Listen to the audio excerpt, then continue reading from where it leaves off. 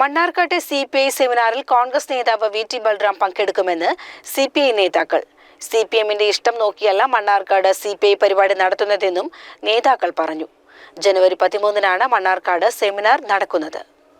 പൊതുയോഗമാണെങ്കിൽ അവനവന് ഇഷ്ടമുള്ള അവനവൻ്റെ പാർട്ടിക്കാരെ വെച്ച് നടത്താം. സെമിനാർ ആകുമ്പോൾ വ്യത്യസ്ത ആശയങ്ങളുള്ള ആളുകളെ പങ്കെടുപ്പിച്ച് നടത്തുക എന്നത് അതിൻ്റെ ഒരു സെമിനാറിൻ്റെ പ്രധാനപ്പെട്ട കാര്യം അതാണ് സെമിനാർ കൊണ്ട് ഉദ്ദേശിക്കുന്നത്.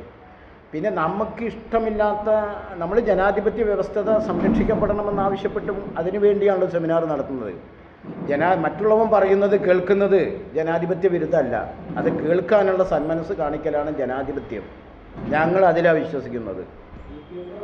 CPM അല്ല, ഇത് CPI പരിപാടി നടത്തണം. CPMൻ്റെ ഇഷ്ടം താല്പര്യം നോക്കിയിട്ടല്ല CPIയുടെ പരിപാടി. CPIയുടെ ഇഷ്ടപ്രകാരം പരിപാടി നടത്തും. LDF അല്ല പരിപാടി നടത്തുന്നത്, CPI ആണ്. അതുകൊണ്ട് അല്ലാതെ അതിൽ CPM കമൻറ്റ് ചെയ്യണ്ട. അപ്പം KT ജലീൽ പരിപാടി പങ്കെടുക്കുന്നുണ്ട്. അദ്ദേഹം CPMൻ്റെ പ്രതിനിധിയാണിപ്പോൾ.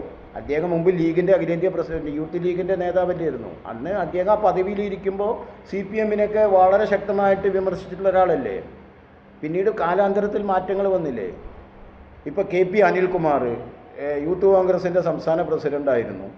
കൂടാതെ അദ്ദേഹം KPCCയുടെ ഓഫീസ് സെക്രട്ടറി ആയിരുന്നു കുറേ കാലം. അപ്പം അദ്ദേഹം കോഴിക്കോട് CPMൻ്റെ ജില്ലാ കമ്മിറ്റിയിലാണ് ഇരിക്കുന്നത്. TK ഹംസ മലപ്പുറത്ത് MP ആയി മന്ത്രിയായി.